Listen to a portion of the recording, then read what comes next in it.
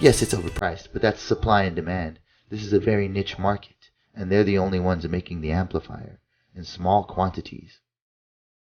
But user shadouian and I were working this past week on how to install a PAM8302A amplifier, which can cost anywhere between $1 on AliExpress and $6 on Amazon, into a GBA. And we had some very interesting results. We worked through it together via this thread, and we believe we found a cheap alternative for modders out there. So I've taken some time and put together a mini time lapse on how to install the PAM8302 in your Game Boy Advance. This is a way to help the community save some money.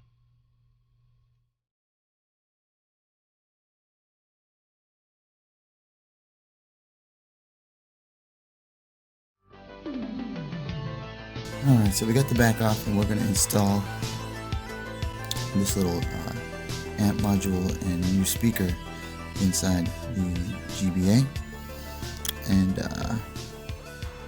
we're going to see how it goes. So let's go ahead and do that now.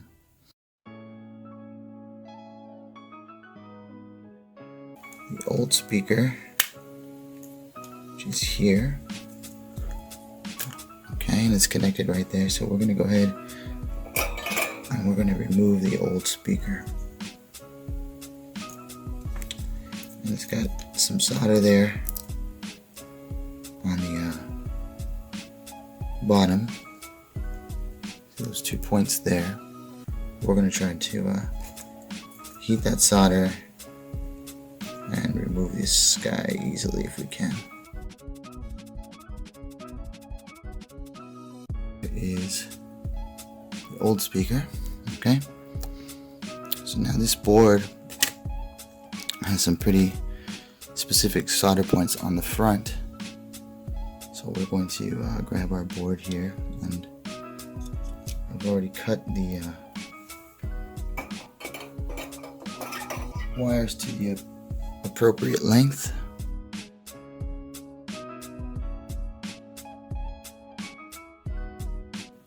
A lot of these things we're just going to really try to quickly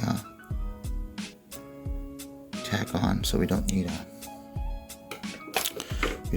a great length of wire. This black wire is going to go to pin 5, and we can attach that to pin 5 on the back of the motherboard. And there is pin 5 right there. So we're just going to get a little bit of flux to make this solder just flow right to it and get it tacked on there. Okay, so here we go. I'll get a little bit closer so you guys can see. Black wire is going to go on that pad there.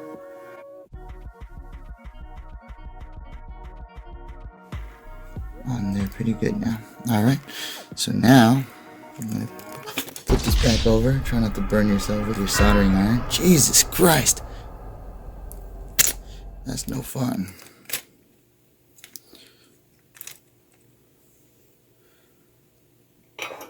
Always be careful not to burn yourself with your soldering iron. Alright, where were we? So we're going to try to set our board there. And right away, I know that this, real quick, this blue wire here, or this red wire, goes to the top of SP1. So SP1 is that little dot up there, and it looks like it could use just a little more solder. So I'm going to give that we're going to tin that up a little bit so our wire gets to it easy. If we can.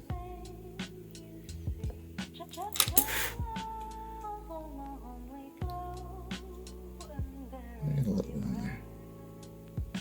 There we go.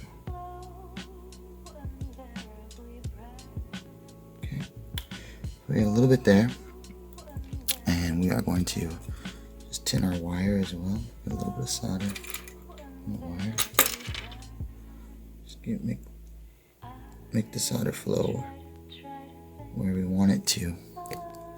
And again, try not to burn ourselves. Put a little flux on there.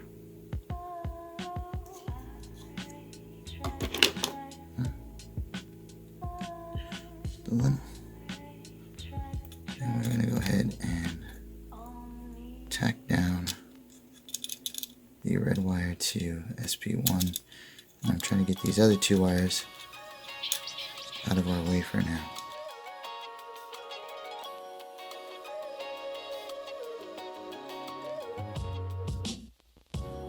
Now that's on there. So we got our next two wires here, the green one and the blue one. Now the green one here is the, what is that?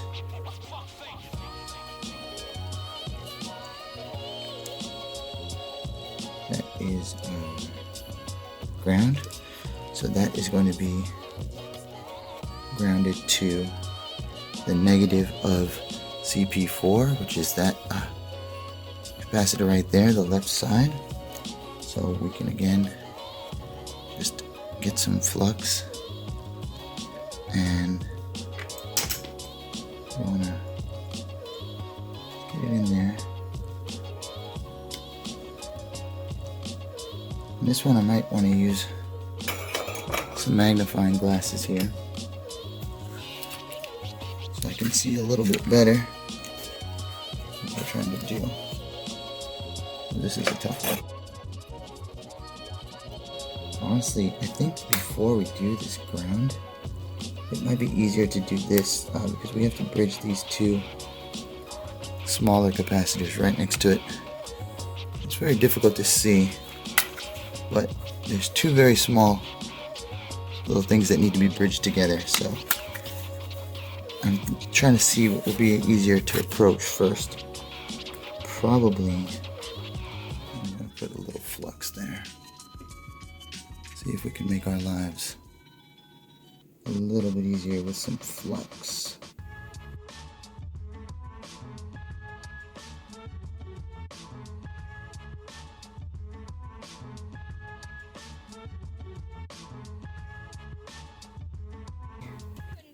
We have to get this guy to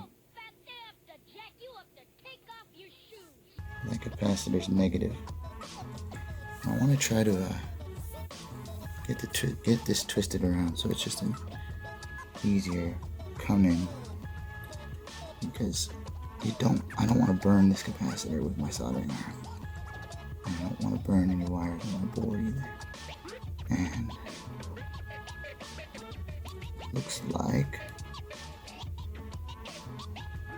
almost had it. A little more solder on there.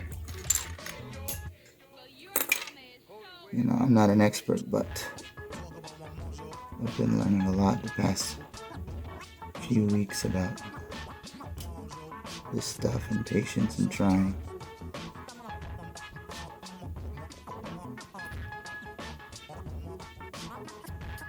There we go.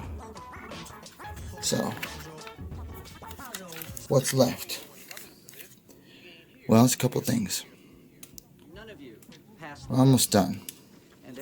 We need to put our new speaker in. So, our new speaker goes to these 2 points on the board, these two small points here, positive and negative on the board. We have our new speaker. Let's go ahead and see if we can get it done here. So here's the new one. And we want to trim these wires to the appropriate length so they don't go too far. We don't have a really long, we're trying to reduce the size of the wires as much as possible so we can have enough space for it to go. Now the speakers normally used to go like right under there, and it would fold under. But we're gonna go, the board's gonna be somewhere up here, so we'll need, I'm gonna estimate maybe about half of this here. Maybe about right there. And then we'll just cut that loose and we'll have just maybe a little extra slack, just not too much, you know. So we'll cut those. Now, at this point you're like, oh no, you know, did he cut them too short? I don't know, maybe. But if we did, we can always just desolder these wires and cut a little more wire and do it again. Wire's cheap. And if you're going to do stuff like this, you should buy you know, as much extra wire as you can. And it's really just, you know, having the tools for the job that's going to make the difference in you being successful with it. And I'm not, you know, trying to sell you anything, just that's what's helped me. Just sometimes you just have to spend the money and buy the right thing. So we're gonna get positive down here, just tack it down really fast. Maybe put a little flux there, go faster. It will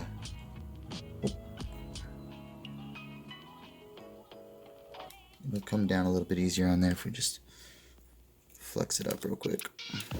Okay, so here we go.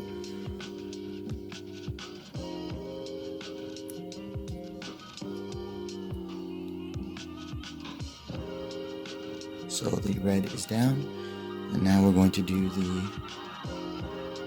black.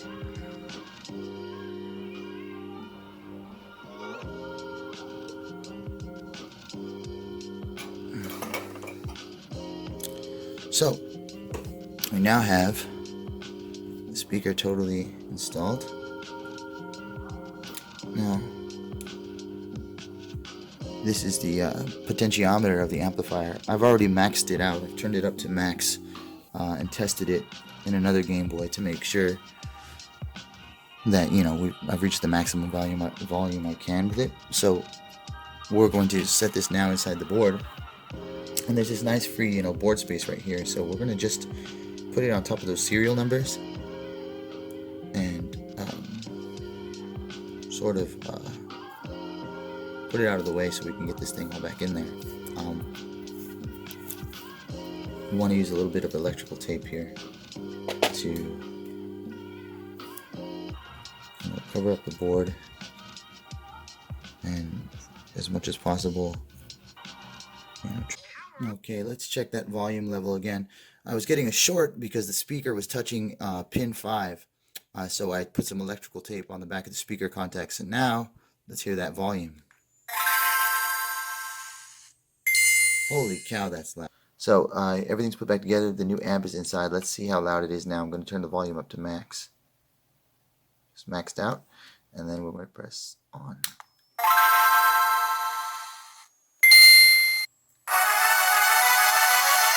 It's just so loud. I have to actually talk. That's max.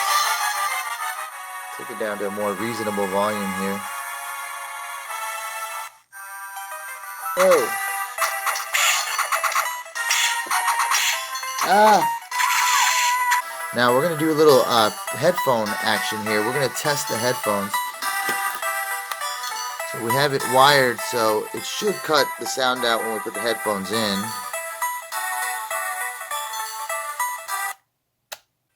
And you can see that we do have music coming from there, but also very, very, very faintly coming from the machine itself. But it's really, if I move these headphones away,